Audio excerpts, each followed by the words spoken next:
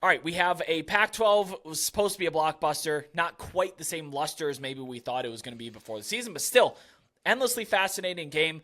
We talk about USC just about weekly on this, and that's because their schedule is backloaded, so we're going to talk about them again. USC on the road at number 6, Oregon. Oregon is a 15.5-point home favorite. And this game carries an over-under of course, 73.5 points. Get used to that. As long as this USC team is constructed the way that it is, you will not see a total under 70. This game kicks off at 10:30 p.m. Eastern on Fox. The Brian Ferentz era is over.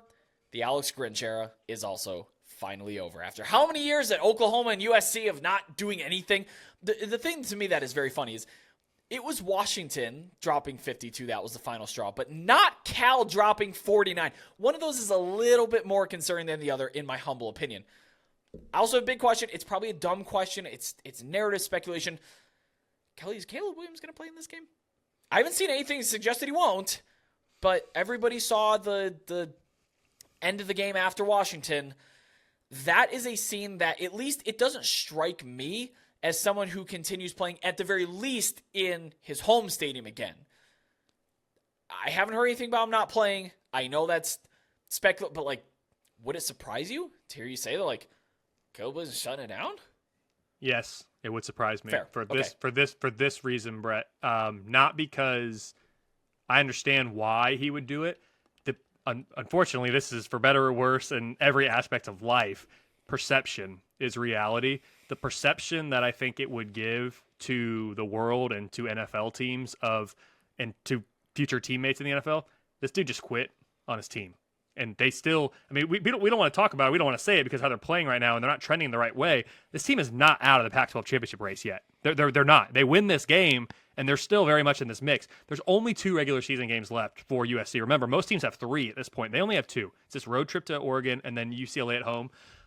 I don't think Caleb Williams would not play in this game unless he's medically not cleared to play, or if they say behind this, hey, I'm not playing because of an injury, because I don't think that Caleb Williams wants that message out there, that perception out there of this dude quit on his team. I don't think it's a good look for Caleb Williams. I don't think it's a good look for USC. I don't think we're going to get that in this case, if for anything else other than just the perception that it is. And there's still something to play for USC. I know people don't want to say that, and I know they're saying, dude, there's no way this team cannot beat Oregon. This team will not, have a chance. They're still right there. They can still do it if they can find a way in this game. We'll see. But I would be surprised. Yeah, and we'll see who actually watched or listened to us the full way through based on the comments that we're going to get from what I just said. Look, I'm handicapping USC like he's playing. Let's just put that out there. I just had to mention it. And actually, the point you just made about how does that carry into the NFL, I actually got in a Twitter spat with Emmanuel Acho, notorious goofball. And, I made that same thing. I'm like, if you were in the NFL locker room, because he's all for Caleb Williams quit, even though he yells it back. I don't need to get into this, but either way, it's a point that I made. I'll go check it out. Yeah, it's from a while back. He poor shamed me. It's okay. Anyway, the I'm sorry. I didn't need to bring that here. It's really a question around what kind of effort, though, we are going to see from this team putting forth. And yes, this is kind of the last stand that they have. Mm-hmm. If you lose this game, your season is over. You are playing in the Holiday Bowl. Nobody's going to play. But if you win this game, like you said, you are still in it. I still, at least, if they come out and get punched in the face by Oregon right away, I don't know that I can trust this team to put forth any sort of effort for the remainder of the game. It kind of seemed like the Washington game was that last gasp. At least initially, to me, this feels like a spot where Oregon just comes in and beats the absolute hell out of this team, situationally. And we saw it when they went up against Colorado. And at that time, Colorado obviously much less talented than USC, but we saw them come out of the gate riding high, a bunch of hype around this team, and Oregon just shut that down at home so fast. This is another opportunity to do that. Another opportunity for Dan Lanning to flex his muscles and say, look, we're a freaking good team. We lost to Oregon barely on the road in a game we maybe could have won. We are a legit college football playoff contender. And I'm not so sure that if Oregon and Washington meet again in the Pac-12 championship, that I'm not picking Oregon to win that game. So a lot to play for here. I could see this being complete domination by Oregon, in my opinion. USC, they are without a key piece of their secondary, one of their few really talented players. Zion Branch, he's a safety. He's out for the year. He hasn't played the last couple of weeks. Oregon, on the other end, massive trench advantage in this game on both sides, but especially with the Ducks offensive line. The pass rush on the other side also has an opportunity. Caleb Williams has taken 25 sacks in Pac-12 play, including 18 of them in the last 4 games, most of which are his own fault. He's playing out of he's not playing within a system. He's getting sacked a lot. Against good pass rushes like Oregon's, he takes sacks. Oregon has a really good pass rush. They're at almost a 9% sack rate on the season. That's top 20 nationally. One injury note for Oregon, though. Keep an eye on Bucky Irving, dynamic running back. He did not practice on Tuesday. Brett, after the final Washington touchdown last week, the camera panned to Alex Grinch, and I kid you not, man, you could literally see it on his face. I said to my wife when I watched, I said, he looks like he knows he's getting fired. You could just see it. Like, I think this is it. And I agree with you. Why was it against Washington and not the 49 to Cal? Like, I absolutely agree with you. I don't know why this was the last straw, but you could see, if you were still watching that game and you were paying attention, you could see just the exasperation on his face of like, yeah, I'm done. This is it. Like, I'm out. I'm just going to clear out my office and that'll be it. Either way, Brett, I'm curious to see what changes, if any, this USC defense makes the rest of the way. And they only have 2 games left in the regular season. We'll see what the future holds for them postseason-wise, whether it's conference championship or bowl season after that. So the game has a watchability score of 8.7. It's a top 5 game of the week for me. I know it's lost some luster, but these are still 2 teams from a power rating standpoint that grade out really, really well. And yes, they're trending in different directions, but this is a good game. And we'll see if USC has the fight and the fortitude to go up to Eugene and lay it on the line, or if they packed it in. I mean, it'll become apparent quickly, as you mentioned. I have Oregon minus 12.5 in this game. It's an 82% win expectancy for the Ducks. You can make a case, Brett, that no team has been playing better this past month than Oregon. The Ducks are number 2 in my relative scoring margin metric. They're outscoring their opponents by 15.2 points per game more than would be expected of the average top 25 team against Oregon's schedule.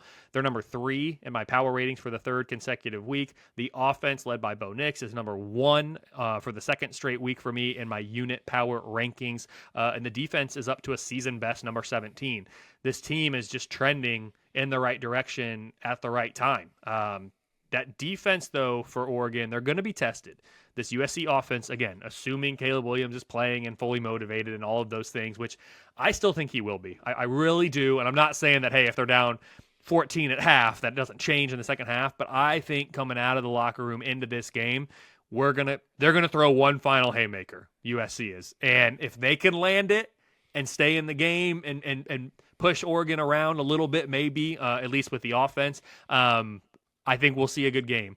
If it goes the other way and, hey, we threw it and it didn't land, and then Oregon came back and punched us in the mouth twice, and now we're down 14-0 in the first quarter, it could spiral and Oregon could put up 60. I mean, they really could. So we'll see early how it goes.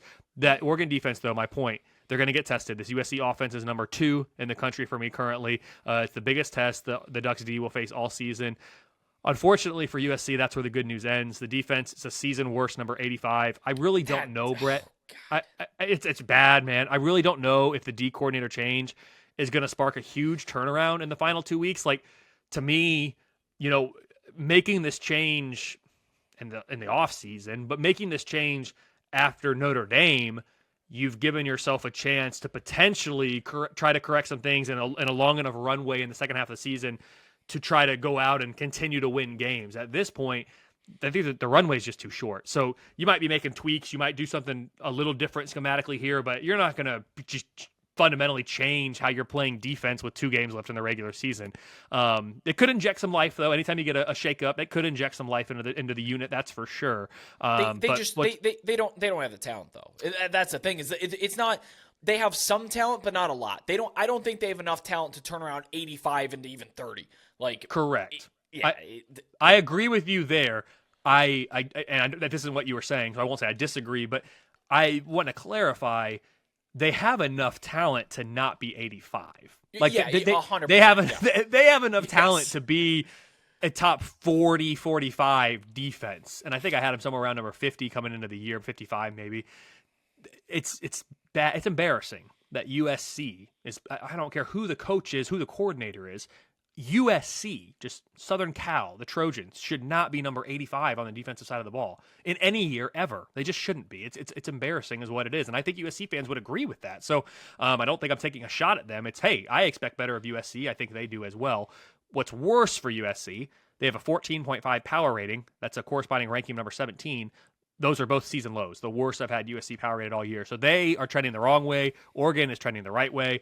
We have the top two offenses in the nation going at it here against the number 17 and number 85 defenses. I think that, plus the 85 defense is the one that's going on the road to a hostile environment. That, to me, is going to be the difference. I don't see USC keeping it all that close. But again, we'll see. Do they have one final trick up their sleeve to try to stay in this thing?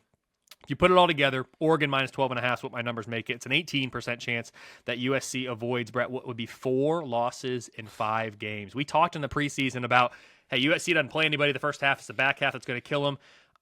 I didn't think USC was going to go undefeated, but man, I didn't think that they'd lose 4 out of 5 games, which is potentially where we could be here. An Oregon win just about solidifies the Pac-12 championship game matchup, while a USC win, as I mentioned earlier, it keeps the race alive for that second spot in Las Vegas.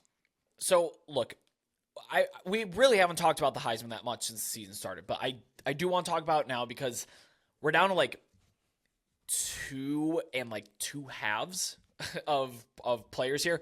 Michael Penix, Bo Nix, clear top 2. You have Jordan Travis, you have J.J. McCarthy, you have very far outside chances of Marvin Harrison and Beck. If you're looking to bet Bo Nix on the Heisman, do it before this game, because if he goes out and has a huge day, or just even a better day than Michael Penix, he'll be an odds-on favorite by next week. Now, the other way that you can treat this, because I don't think Oregon's going to lose either of the last 2 games. I'm sorry, they have 3 games left. I don't think they're going to lose before the end of the season, especially since they lost to Oregon State last year.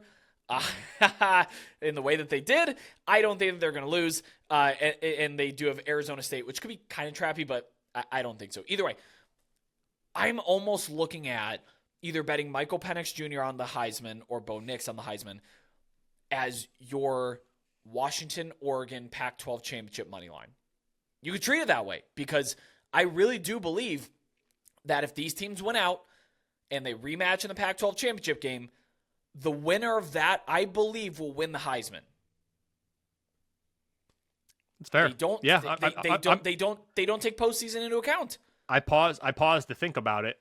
I think that's fair. And if that is how you're thinking about it, and that's how you suggest that this conversation be framed, then I'll tell you my numbers would say that Bo Nix is the lean here, because Brett, that projected spread for me has grown now all the way to Oregon minus 7 in a potential Pac-12 championship rematch. And people will say, Kelly, Washington already won that game. They already played. I agree. And it was a great game. Yeah, it was. And it was so much fun. And I'd watch that thing again if it was on right now. But that game was in Seattle.